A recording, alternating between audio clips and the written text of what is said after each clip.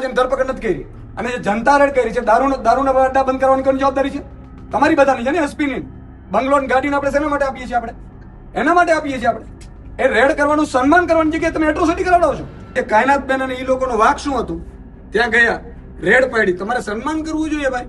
કાલે હું વિજિલન્સ ને કહીશ, વિજિલન્સ અહીં અડ્ડા ઉપર આવશે, તમારા બધા પીઆઈ સસ્પેન્ડ થઈ જશે બધા. તમને નથી ખબર પડતી? તમારે ટાઈમ તો આપવું જોઈતું હતું. એસપી ને લખે છે, કાયનાતબેન લેટર લખે છે કે સાહેબ મને ખોટી રીતે ફસાવે છે, તો એસપી ની જવાબદારી બની કે નથી બનતી? પણ હજુ 3 વાગે થાવ આયુ હાજર નથી થતો. અને દર વખતનું છે મરજી પડે ત્યારે જયારે કોઈ સામાન્ય જનતા હોય એટલે આયુને ગુમ થઈ જાય. તમારે ભાજપનો નેતાને ધરપકડ થાય આયુ હાજર ન રહ્યો જોઈએ, બીજે દિવસે બદલી કરી નાખે ડાંગમાં. બાકી પછી જેલમાં રહી એવા ષડયંત્ર કરે તો કેટલું ખોટું લાગતું હશે.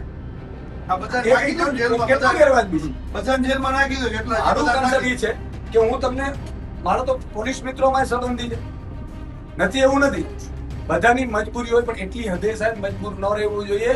કોઈ બાળક છે, નાનું બાળક, એમનું કોઈ પૂછે તો કરે ને, હસબન્ડ રડે છે બિચારાનું.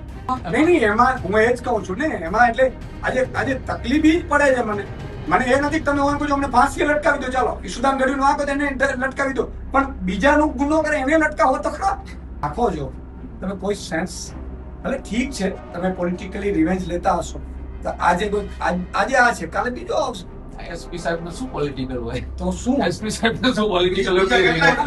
સાહેબ તો સરકારી કર્મચારી છે. તમારો જે વહીવટદાર છે ને એનો ફોન ઉપર તમને સ્પીકર ઉપર લઈને કહું કે શું થાય છે? મારે નથી કહું, હવે પડવું નથી મારે.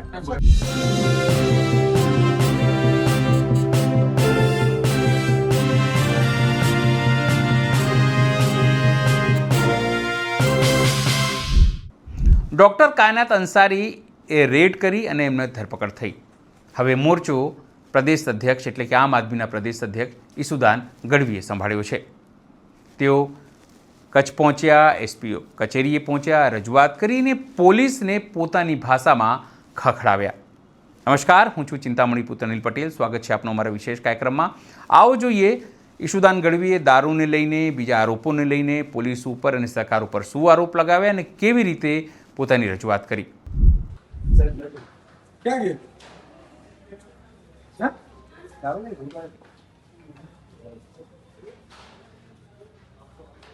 આવ્યા જ નથી. પૂછો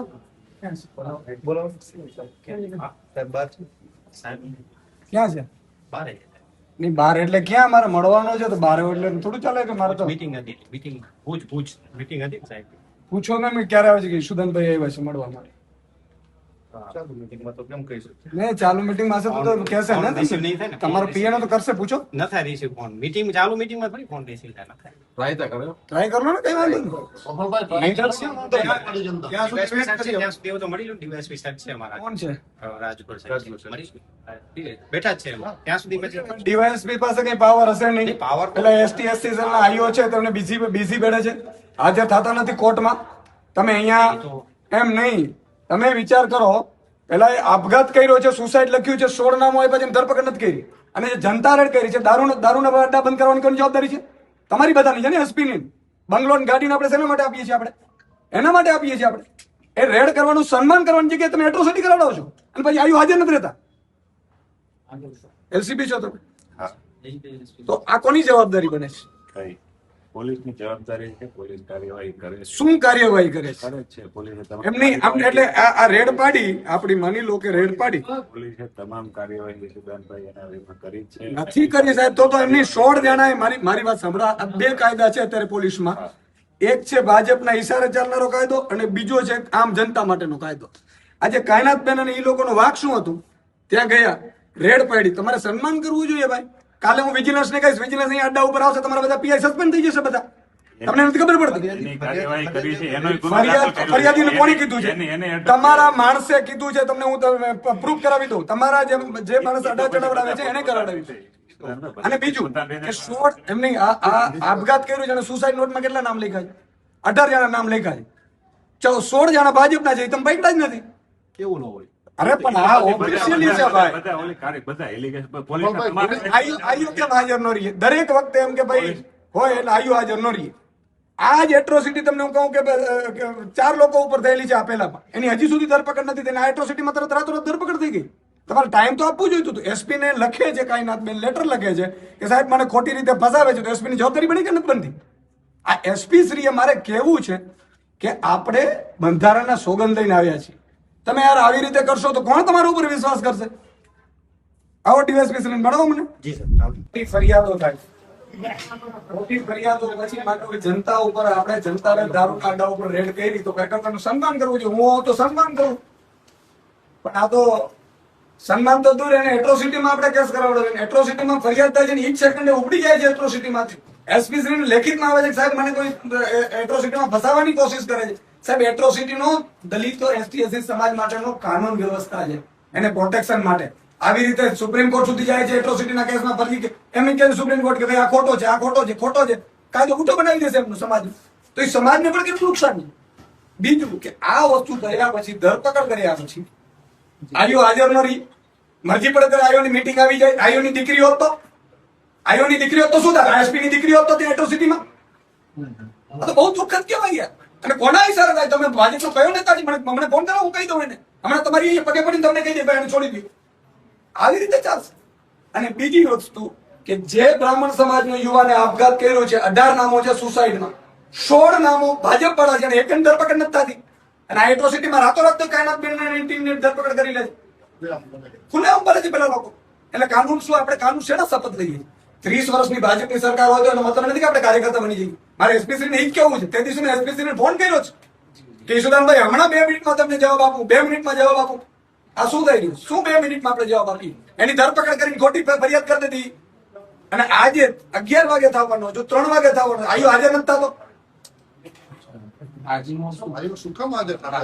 અને દર વખતનું છે આ. મરજી પડે ત્યારે જયારે કોઈ સામાન્ય જનતા હોય એટલે આયુને ગુમ થઈ જાય. તમારે ભાજપનો નેતાને ધરપકડ થાય આયુ હાજર ન રહ્યો જોઈએ, બીજે દિવસે બદલી કરી નાખે છે ડાંગમાં. તમારો ભાજપ આ તમારો શબ્દ થોડો વ્યાજબી નથી લાગતો. હા તો સાહેબ તમે મને કહો. મને ઓળખો કદાચ નહીં ઓળખો, પણ હું આપને ઓળખું છું. આજે તમારો શબ્દ છે કેટલી ને, પીડા હશે મને. અમે આપની પીડાને અમે સમજી શકીએ છીએ, પણ આજે તમારો જે પછી રાજકીય પાર્ટીનું નામ લો છો ને, એટલીસ્ટ મારી સામે તો આ નહીં. કેમ કે તમે તમારો શબ્દ એ થોડો ગેરવ્યાજબી લાગે છે. હું શું કહું સાહેબ, તમારી પાર્ટી આપ તો તમે બિલકુલ ભણેલા ગણેલા સાહેબ, હું એ જ છો, કહું. આપ તો બિલકુલ અનુભવી છો. હું શું આ શબ્દ થોડો ગેરવ્યાજબી છે. તમે ખાલી સાહેબ તમે સરકારી કર્મચારી સાહેબ તમે ખાલી શબ્દ ગેરવ્યાજબી લાગ્યો હોય તો એક પ્રતિષ્ઠિત ડોક્ટર જેને એપોઇન્ટમેન્ટ માટે 2 દિવસ લાગે છે, બરોબર, ઈ બેન પ્રજા માટે થઈ અને દારૂના અડ્ડા પકડાવે છે, અને સન્માન કરવાની જગ્યાએ એને જેલમાં નાખી પછી જેલમાં રહી એવા ષડયંત્ર કરે તો કેટલું ખોટું લાગતું હશે? કેટલું ગેરવાજબી છે? મારું કન્સર્ન ઈ છે કે હું તમને, મારો તો પોલીસ મિત્રોમાં સંબંધી છે, નથી એવું નથી. બધાની મજબૂરી હોય, પણ એટલી હદે સાહેબ મજબૂર ન રહેવું જોઈએ. કોઈ બાળક છે, નાનું બાળક, એમનું કોઈ પૂછે તો કરે ને, હસબન્ડ રડે છે બિચારાનું, પ્રતિષ્ઠિત નાગરિકો છે, પ્રતિષ્ઠિત ડોક્ટરો છે, અને તમે એને કહી દો ભાઈ લૂંટમાં, અને તમે એફઆઈઆર લેતા પહેલા એટ્રોસિટીમાં તપાસ તો કરો. સીધી ધરપકડ કરીને અંદર નાખી દીધી. આ જ એટ્રોસિટીમાં કોશિંગ હું કરાવી રહીશ, પછી કયો પોલીસ અધિકારી જેલમાં જશે? અને બીજું કોર્ટનો વિષય છે, એ તમને કહું છું, તમને ઈ કાનૂન આવી જાય સાહેબ. રાજકોટ સાહેબ, મારું કહેવાનું એ છે થોડીક માનવતા રાખીએ, અને એસપી શ્રીની જવાબદારી બને, ડીએમ કલેક્ટર શ્રીની જવાબદારી બને કે એના જિલ્લામાં આવું ન થાય. કલેક્ટર શ્રી, કલેક્ટર ઉપરાંત ડીએમ છે, ડિસ્ટ્રિક્ટ મેજિસ્ટ્રેટ. કરીએ છીએ શું આપણે? આવા પ્રતિષ્ઠિત નાગરિકોને જેલમાં નાખીને શું આપણે શું સાબિત કરવા માંગીએ? તમે કોઈ બોલતા જ નહીં, કોઈ રેડ ન કરતા નહીં, તો અમે તમને નાખી દેશું. બહુ અધિક ચોક્કસ આપની લાગણી જે છે હું એસપી સાહેબ આવશે એની સમક્ષ મૂકીશ, અને જે કંઈ બી છે આપના જે બી શબ્દો છે, જે બી લાગણી છે, અને આપની જે કોઈ બી રજૂઆત છે એને હું સાહેબ શ્રી સમક્ષ ચોક્કસથી મૂકીશ. આઈઓને કહેજો હાજર રહીએ, તો આઈઓ હાજર ન રહ્યો તો પર્સનલી દુશ્મની આઈઓ સાથે થઈ જશે, અને એની જિંદગીમાં નોકરી કરવાનો લાયક નહીં રહેવા દઈએ.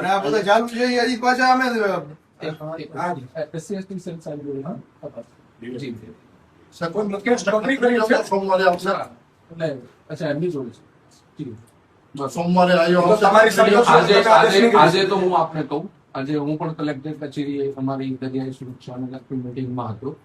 એમાં આજે આઈઓ જે છે, કદાચ જો ચૌધરી સાહેબ હોય કે હું આજે જ હાજર થયો છું લગભગ 10 વાગે.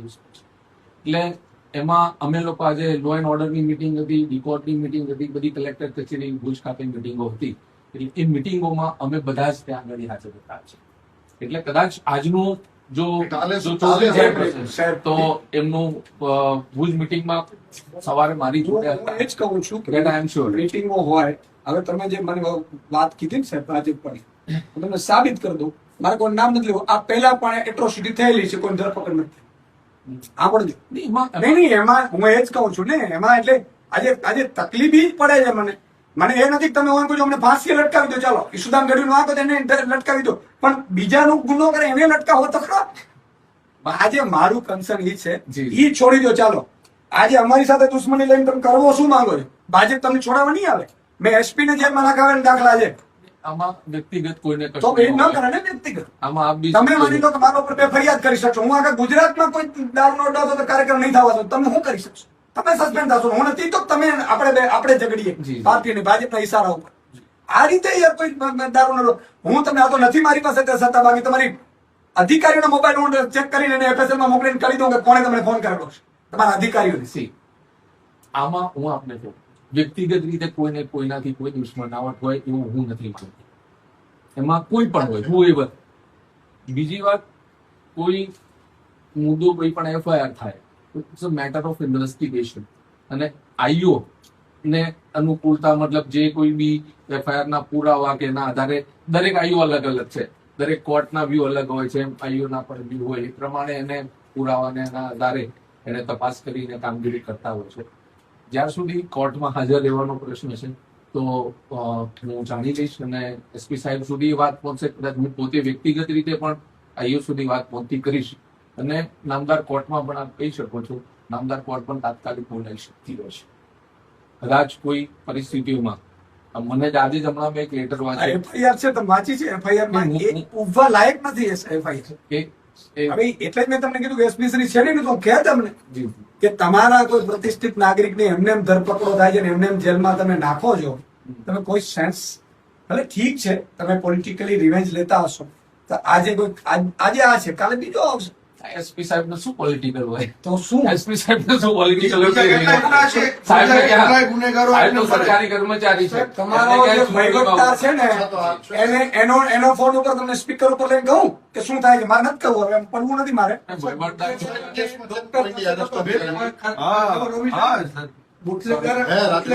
ડોક્ટર એ વચ્ચેના તો ભેદની ખબર હોવી જોઈએ ને ખાતાની. નહીં તો વ્યક્તિ દરેકના અલગ અલગ વર્ક છે, દરેકનું કામ અલગ છે. જે ગુનેગાર છે એ ગુનેગારનું કામ કરે, એને એરેસ્ટ કરવું, એને જેલમાં નાખવું, એની પર કાયદેસરના પગલા લેવા એ પોલીસની ફરજ છે. એમાં કોઈ બાકાત સાહેબ, નથી. બીજી કેટલી ફરિયાદો છે એમાં હજી આરોપી પકડાણા નથી ને આમાં શેર બીજે દિવસે ઘરેથી ઉપાડવામાં આવે છે. સુસાઇડ કેસ તાત્કાલિક ધોરણે આમાં પગલા લેવામાં આવે છે. તો બીજી કેટલી ફરિયાદો છે એમાં પગલા લેવામાં નથી આવતા. હા. આ 16 જણાને કાં નથી પકડી શકતા તમે? ખુલ્લેઆમ ફરે છે, હું દેખાડું હું કોઈ મારા ડિફેન્સમાં નથી કીધું. હા. હું આપને બાકી હું મારી હાજરી હોય તો 100% જવાબ આપે. હું આજે જ ટુડે આફ્ટર 10 days લીવ આવ્યો છું. આજે સવારે સીધો કલેક્ટર કચેરી મિટિંગમાં ગયો. અત્યારે મારા એસપી સાહેબ હતા તો 100% આપના દરેક પ્રશ્નોનો જવાબ આપતા. બિહાફ ઓફ એસપી સાહેબ આઈ એમ હિયર. આપની જે લાગણી છે, આપની જે રજૂઆત છે, ચોક્કસથી હું અમારા સાહેબ સુધી પહોંચતી કરીશ. 3 દિવસ પહેલા અમારા બ્રહ્મ સમાજના આગેવાનો બધા આવીને મળી ગયા, છતાં ખુલ્લેઆમ ફરે છે. આજે એમણે કીધું હતું કે 2 દિવસમાં બધા એરેસ્ટ થઈ જશે. આ એસપી સાહેબે કીધું હતું. આજે સાહેબ 5મો દિવસ છે, કોઈને એરેસ્ટ નથી કર્યા તમે, અને ખુલ્લેઆમ ફરે છે બધા.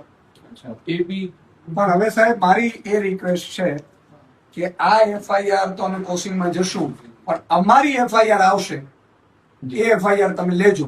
પછી એવું ન કહેતા કે અરજી આપી દો. હું કોઈને છોડવાનો નથી, ઓફિસરને પણ નહીં, તમે ડેટા સાથે કરી દો.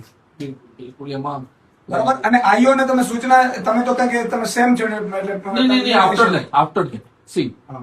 બિહાફ ઓફ એસપી સર, હું સાંભળું છું આપને, તો હું ચોક્કસથી આયોગના ધ્યાને મૂકીશ. એ મારી નૈતિક ફરજ છે. ઓફિશિયલ તો જે ડ્યુટી છે એ મારી નૈતિક ફરજ. જજ સાહેબે કીધું છે સોમવારે પહેલો કેસ અમે લેશું તમારો. તો જજ સાહેબે કીધું. બાકી મેં મોટા ભાગે ઘણી જગ્યાએ સિટીમાં ને સાહેબ, નોકરીઓ મારી કરી નોકરી છે કે તમારો જજ ઉપયોગ સાહેબ છે ને, આ લોકો ભૂલ કરે છે, તમે ઉપયોગ ન થાવ, કારણ કે ઈશ્વરનો ડર રાખો. ઈશુદાન ગઢવીની વાત સાંભળી આપને શું લાગે છે? જરૂરથી અમારા કોમેન્ટ બોક્સમાં કોમેન્ટ કરજો. એ સિવાય અમારી યુટ્યુબ ચેનલ લાઈક કરો, સબસ્ક્રાઇબ કરો, બેલ આઇકન દબાવો. સાથે અમારી વેબસાઇટ છે www.gujaratplus.in, ત્યાં પણ એની અંદર વધુ અપડેટ થઈ શકો છો. અત્યારે માટે બસ આટલું જ. નમસ્કાર.